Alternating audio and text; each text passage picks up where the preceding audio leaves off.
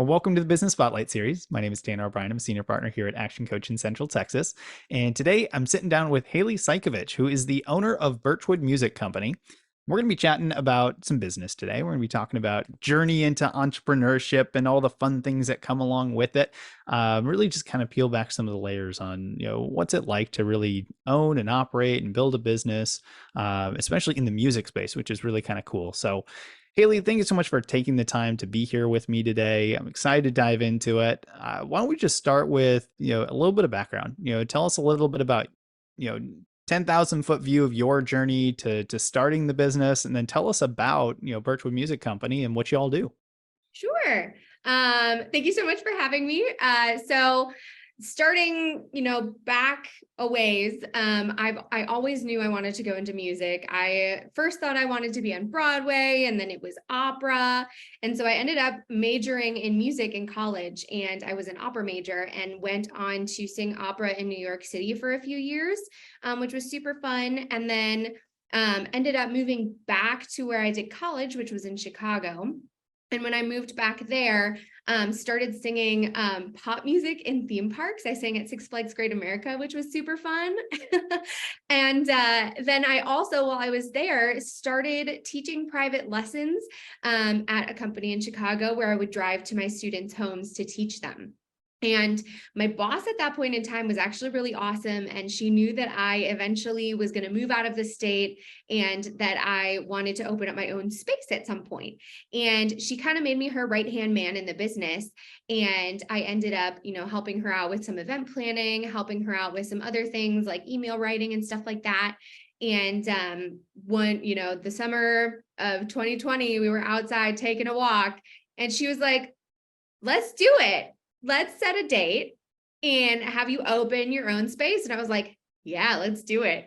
So we set the date as October 1st, 2020. We sent an email to all of my students, and she and I came up with an agreement. And she's so generous for doing this, that my students had three options. They could choose to either come with me to my new business, they could stay with her at her business, or they could come with me until things were back in person, because we were in the midst of COVID lockdowns at that point. And they could stay with me online until her business went back to in person, and then they could go back to her.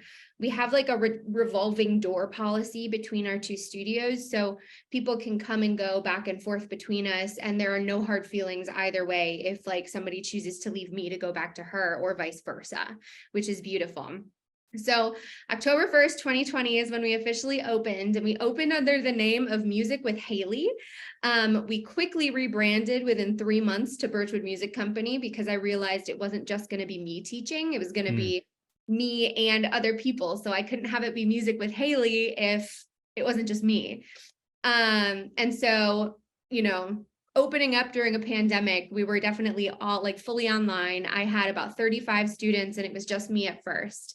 Then my husband and I moved down to Austin, Texas, about in March of that year, I think, and realized that, hey, things are starting to open back up. Let's open up an in-person space. So when we got here, we opened up a one-room studio in a chiropractor's office. He had like one extra room available. So I was like, all right, I'll rent from you. So we opened up that one room, and we filled that space rather quickly with in-person students, and ended up needing to move by August to a larger space. And so now we have our own space with 3 rooms to teach out of, a big, beautiful lobby. And I have, I think, 4 teachers who teach for me now, which is absolutely beautiful. And we're just we're growing like crazy, and that's kind of where we're at. That is fantastic. I've got so many questions I want to dive into. I want to start with so you went to school up in Chicago. Is that what I heard? Yes. Are you originally from that area? I'm originally from Wisconsin, actually. Oh, where at in Wisconsin? Southeastern Wisconsin, a little bit, like 45 minutes from Milwaukee. Okay, excellent. I'm originally from North Iowa. Went to school at Luther College up in Decorah, big music school, that kind of stuff. So I had to ask some questions since you're kind of from that general Midwest area. So that's very cool. Um, all right, I got that one out of the way. That was a just fun topic question to ask. I always like to just kind of set the stage for the viewers. We talk to so many different types of business owners and structures and things like that. So I like to just ask generally around an ownership structure, and in a super simple way. Do you have business partners? Is it just you? Do you have outside investors? Anything like that? What does that look like for your business? Yeah, so it's just me. It's just me. We don't have any investors. I don't have any partners. I was lucky in that, starting online, I didn't really have any overhead fees because we're selling a service and not a product. And so it was just me selling basically my time at first. Mm-hmm. And now we have, a little bit more overhead with the actual space that we're renting, and that I have payroll for teachers that we do. But yeah, it's honestly, it's just me. My husband helps out where he can. He takes pictures at our recitals and stuff. And yeah, just me. Which brings me kind of my next question on, especially as you've grown over the last, 2.5, 3 years, shifting now, having, a handful of teachers that work with you. How is your role within the business shifted? Going from being kind of the only one to now having additional people. What does your, I don't know, day-to-day look like today versus what it did, 2.5, 3 years ago? Yeah, so it's extremely different. So, back when we started, my day-to-day was me teaching all the time. I would teach, I would send the emails, I would invoice the clients, I would do the scheduling. And that was just kind of what I did. But now, instead of having 35 students, we have 100 students. I can't do all of that, plus teach a bunch of students at the same time. So I have about 7 students that I have still that I teach. So I went from 35 to 7. And that was a big transition. And it was sad having to tell my kiddos that I couldn't teach them anymore. And I had to transition them to new teachers, but they're loving their new teachers. And I pop into their lessons every once in a while. And so it's all good. But it was a crazy big transition to move over to that. So now, essentially, my days are me, writing email copy, doing marketing, invoicing clients, making sure the schedule is good, onboarding new students, onboarding new teachers, interviewing people. So it's a lot of the, back admin stuff. And I've actually grown to really, really love doing it. That's fantastic. I love to see the transition there, and shifting kind of where time goes. But I want to dive into the business and what makes the business so special. First of all, I just want to clarify, kind of for my own sake, is it all vocal music, or is there any other musical pieces that are taught within the business? So we teach singing lessons, piano lessons, and we teach acting lessons. Oh, very cool. Yes. When you look at who you serve, like who's your best customer target market, kind of, color it any way that you want to, but the way that I like to frame it is like, if I'm sitting in the audience, how do I know that either I'm a good fit or I know somebody who might be a really good fit to come work with y'all?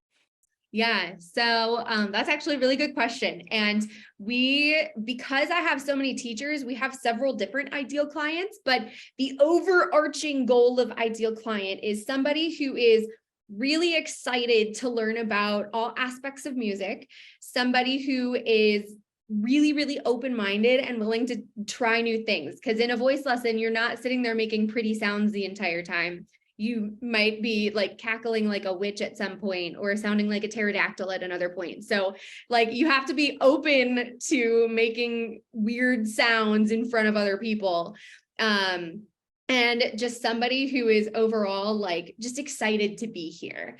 If you dive deeper into that a little bit, I have like one teacher who's a classical music specialist. So her ideal client is going to be somebody who loves classical music. I have another one who's a jazz specialist, and her ideal client is going to be somebody who's like, yes, jazz, let's sing the jazz and do the, scatting and riffs and stuff. And then, yeah, we love building confidence as well. That's actually another big point of ours. So if you come in and you're really excited, but you're like, I've never been on a stage, and that scares the bejesus out of me, we got you covered. That is fantastic. That's like, I don't know what, over half of it when it comes to being able to perform in front of others, Oh yeah. being confident and comfortable in front of others in Yeah. whatever venue that looks like. Oh, that's really cool. So how, I'm curious, I'm probably naive enough here in at least our kind of Austin metro market. Um, are there a lot of, other companies that do what you do? How do you compare to some of the others that are around here, and why do your clients choose you over some of the other competitors that may be out there? Great question. So I think a lot of it is, our clients have described us as a hidden gem. You don't really know we exist until you do a little bit of research and dive into it, or if, somebody on the off chance goes here. But I think a lot of the other companies are big, more brand name companies. So like you have Guitar Center, you have a place called Bach to Rock. And so Guitar Center is like a lot of bands and stuff, and they sell instruments, and it's very much so you go in, you take your lesson, and you leave. It's not like a personal experience. Where when you come to Birchwood, we always say, welcome to the Birchwood Music family. You walk in these doors and you're a member of our family. Somebody will greet you and it'll be super warm and welcoming, and you can come and hang out and have, coffee or tea or hot cocoa and eat some snacks and color and do a puzzle. And we just like to have this overall really warm and welcoming environment, which I think is different from a lot of other music studios where, they just expect you to, come in, take your lesson, leave, boop, that's it. Hmm. I love that. That is really cool. Which, I mean, this leads me to the topic of marketing overall. And you mentioned kind of writing some different email copies and different things within marketing. So I always love to ask some questions around it, because it's one of those areas that, especially if you're newer in business or just getting into business, you love, the job of why you got into it. You visit a musician, you're a vocal artist, things like that. But then, well, every business still needs marketing. We got to get people into it. But it's not always the area that is the easiest to start, getting into as a newer business owner. So I like to ask some questions around it. And I'm curious what, successful businesses are doing. So what has been y'all's philosophy to marketing and getting the word out there that y'all exist, and bringing in the types of clients and prospects that you want to successfully grow your business?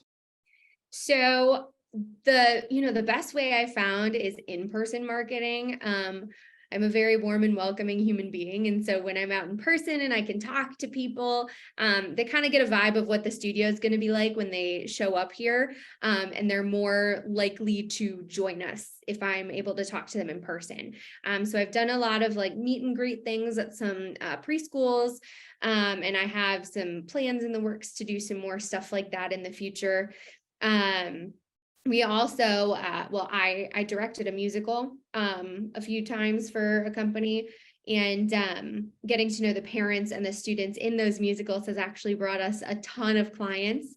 And now we have kind of word of mouth within that performing arts company. And so those parents are telling other parents, and it's kind of snowballing from there, which is great. I'll say the biggest growing pains for me in terms of marketing are going to be creating the ads on Google and social media and creating the social media posts. That's still not something I'm great at, but it is something that I have gotten a lot better at over the last 2.5, 3 years. But I still have a lot of room to grow there. What would you say is like the biggest thing that you've learned so far, in maybe especially in that digital side of, marketing? What has been some of the biggest lessons that you've learned so far? Don't just post random stuff, because it's not going to do anything, and it's just going to take up your time, and it's going to be a pain in the butt, and you're going to get really annoyed. um, like, don't just post like a random quote one day and think that it's going to give you engagement, because it won't. Or maybe it will, but it doesn't for me. I think knowing that you have to go in and actually interact with other people's profiles so that they know you exist has been a huge learning curve, and I'm still working on doing that. But you do have to spend some time on social media kind of scrolling and liking and commenting through your business profile, because otherwise nobody's going to know you exist. Mm. It's like just like in the real world, that you have to engage and have conversations and things like that. It's just happening in a different format. That's really cool.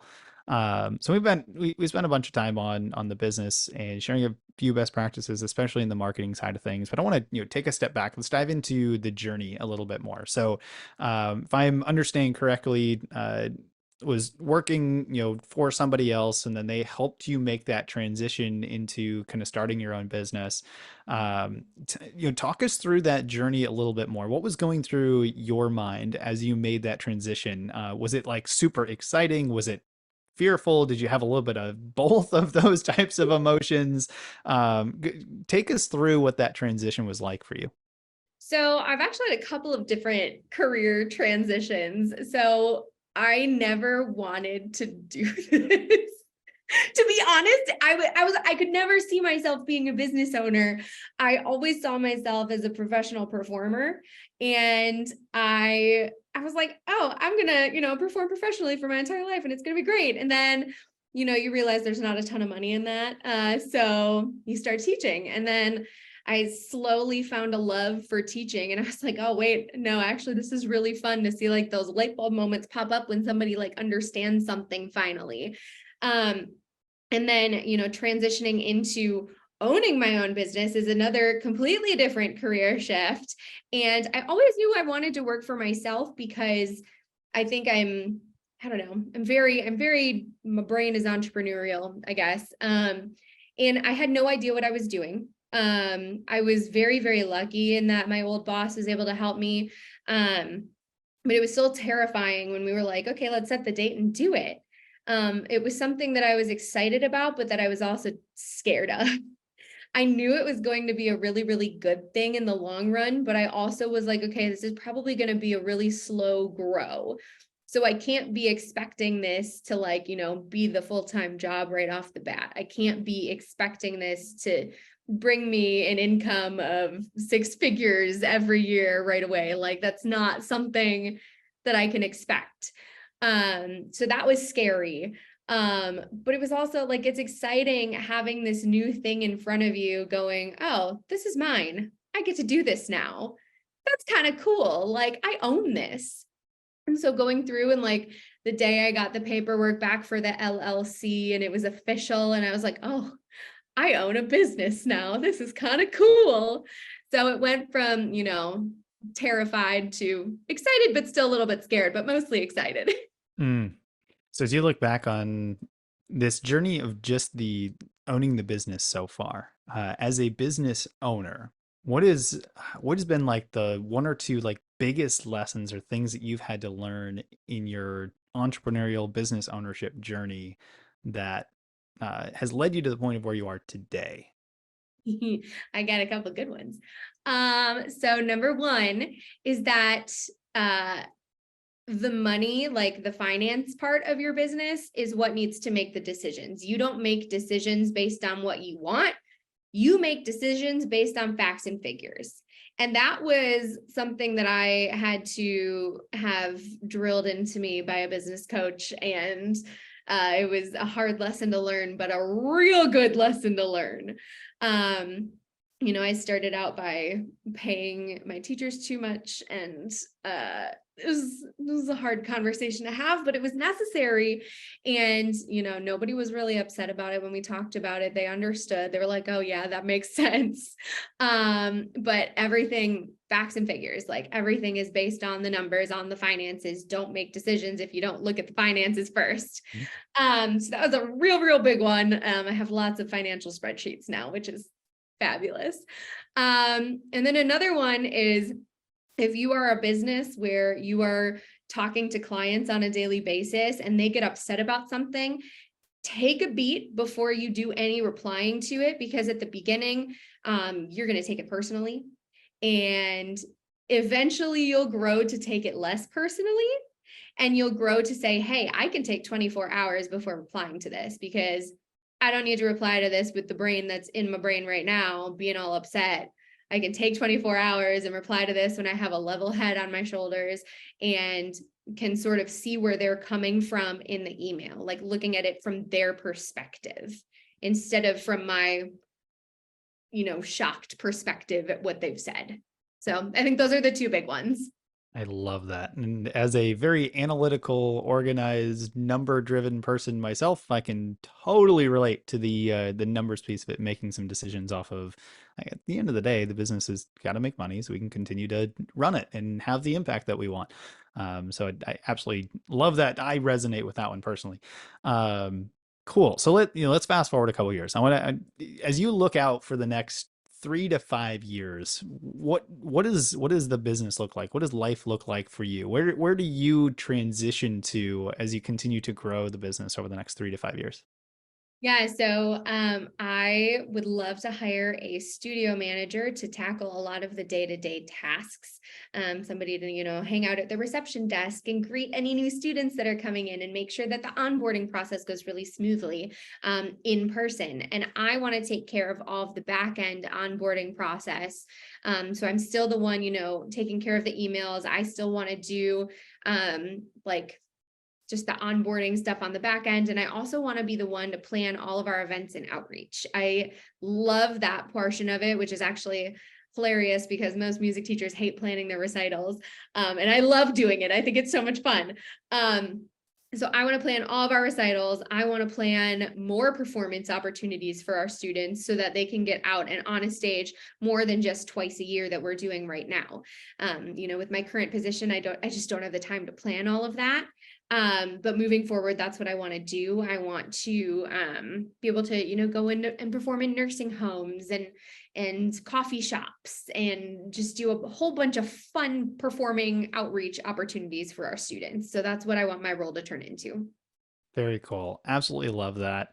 We certainly covered a lot of ground in our conversation, and I do want to be respectful of time. So, one, for those of you that are watching, and there's already been a tremendous amount of like wisdom nuggets to take hold of, write down, and start implementing your own business. Make sure that you save this video, come back and rewatch it because there's so much to go through here. But Haley, I'd like to go through kind of some rapid fire questions here as we start to kind of wrap up the conversation today. So I've got 4 questions for you. They're meant to be more top head answer. We probably could go deeper on some of these, but let's do top head answer for now. And then we'll kind of wrap up with a final question here. So first rapid fire question. What is your key to success? Transparency in everything that we do. What is one piece of advice that you would give to other business owners? Don't try to do it alone. Know when to ask for help and find a great community to guide you on your journey. Love that. What's one book that you're reading currently or have read most recently? I read Profit First, which is a book on finances by I think it's Michael Witz. Love that book. If you had to choose one area in your business that you could magically sprinkle some, magical dust on and it would immediately improve overnight, where would you put that magical dust? Marketing. Simple, resounding answer. I absolutely love that. Yeah. So before we get into kind of the final question, I love to end all of these, interview conversations on, before we jump into that, for those that are watching, where can they go to find out more information? How can they follow you, see some of the things that you're doing, see the growth that you're up to, connect with you, learn more about the business so that, somebody that watching wants to get involved or get their kids involved or whatever it is, where can they go for more information? Yeah, a few different spots. So you can follow us on Facebook. You just search Birchwood Music Company and we'll pop right on up. You can also follow us on Instagram. The handle is Birchwood Music Co. You can go to our website, which is www.birchwoodmusic.com. And if you want to get in contact with me personally, you can send me an email, and that email address is Haley, that's Haley, @ birchwoodmusic.com. Beautiful. For those that are watching, all of this will be in the video description below. So as soon as we wrap up here, make sure you go grab all that contact information, go connect with the business, follow the business, connect with Haley. I'll throw your LinkedIn URL in there as well. So if anyone is on LinkedIn, wants to continue to follow you there, I'll make sure that all of that information is there for everyone to follow. But as we wrap up, kind of my favorite question to end these conversations on, and that is this: what is most inspiring to you today? So it sounds really, really cheesy, but honestly, our students are what is most inspiring to me. Seeing them, book shows and get cast in things and slowly grow from like having an ensemble role to being the leading role in the show. That inspires me to keep going and doing what I'm doing and improving and keep on keeping on. Absolutely love it. Haley, thank you so much for taking the time. It has been a genuine pleasure. I could be sitting here and chatting with you for like another 30 to 45 minutes, I'm sure. But I appreciate you sharing, what you did here today and the wisdom nuggets that you've learned along your journey. Thank you so much. Thank you so much. Thank you for having me.